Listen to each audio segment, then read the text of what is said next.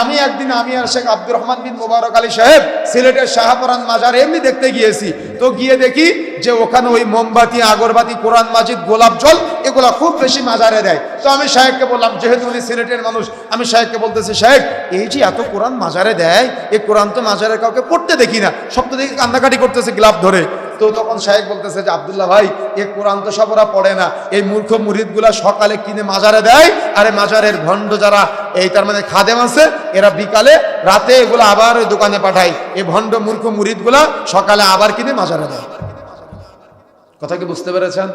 এই প্রক্রিয়া বা এই খেলাটা চলতেছে। এই জন্য প্রিয় বন্ধুরা আমার, আমাদের মাঝে দেখবেন ওই নতুন বিয়ে করে বর বউ আসার সময় শ্বশুর শাশুড়ি পা ধরে সালাম করে, মুরব্বীদের পা ধরে সালাম করে, হুজুরের পা ধরে সালাম করে, পীরের পা ধরে সালাম করে, দাদার পা ধরে সালাম করে। কি আছে না? আছে এগুলা? আছে না? বিভিন্ন জায়গায় দেখেছেন পা ধরে সালাম করা। আচ্ছা, আমি আপনাদের কাছে প্রশ্ন করি, সালাম যদি আমি আপনাদের দিই আসসালামু আলাইকুম, এর অর্থ কি হবে? জবাব কি হবে? হ্যাঁ, জবাব কি হবে? জবাব ওয়ালাইকুম আসসালাম ওয়া রাহমাতুল্লাহ। তুমি একটু বাড়ায় বলতে হবে। আমি যদি বলি আসসালামু আলাইকুম ওয়া রাহমাতুল্লাহ, আপনি কি বলবেন? ওয়া বারাকাতু, একটু বাড়ায় বলবেন, বাড়ায় জবাব দিবেন। তাহলে দোয়া করলে একটু বাড়ায় দোয়াটা ফেরত দিতে হয়। এখন আপনি যে আপনার শ্বশুর শাশুড়ির পা ধরে সালাম করলেন, আপনি যে পীরের পা ধরে সালাম করলেন, এটা ফেরত দিবে কিভাবে? বুঝেন না মনে হয়? বুঝতে পেরেছেন? তাহলে এই সালামটা তারা ফেরত দিবে কিভাবে? জ্ঞানও নাই, বিদ্যাও নাই, বুদ্ধিও নাই, কিচ্ছু নাই, এমনিতে সমাজে চলতেছে। এই জন্য এটা শিরিক, চলবে না। দেখবেন ওই যখন কোনো ব্যক্তি, আপনি প্রথম দোকানে যান, প্রথম দোকানে যখন যাবেন, দোকানে যাওয়ার পর প্রথম কাস্টমার বা সন্ধ্যার পরে প্রথম কাস্টমার, আমাদের সমাজে আসে না, দোকানে গেলে প্রথম কাস্টমার যিনি, যখন আপনি 10 টাকা বা 100 টাকার নোটটা দিবেন, তখন ওই টাকাটা নিয়ে কপালে ছোঁয়। কি দেখেছেন কিনা? কথা বলতে হবে, দেখেছেন না এগুলা? প্রথম কাস্টমার যিনি আছে, ওই টাকাটা নিয়ে কপালে ছোঁয় বা চুমা দেয়। কেন করে এটা বলেন তো? ভাবে ওই টাকা তার সারাদিনের বরকত বাড়াবে। এটাও শিরিক।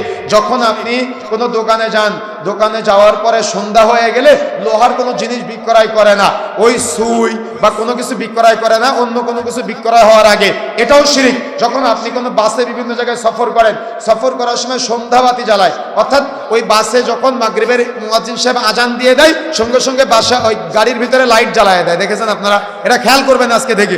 অর্থাৎ ধারণা হলো সন্ধ্যাবাতি জ্বালানো, এগুলা হিন্দুদের কাছ থেকে এসেছে, এগুলা শিরিক, এগুলা চলবে না। এরপরে আসেন জীবিত পীরের কাছে ওসিলা কামনা করা। আচ্ছা, ওসিলা কি কোনো পীর হতে পারে? ওসিলা কোনো পীর হতে পারে? কোনো পীর হতে পারে না।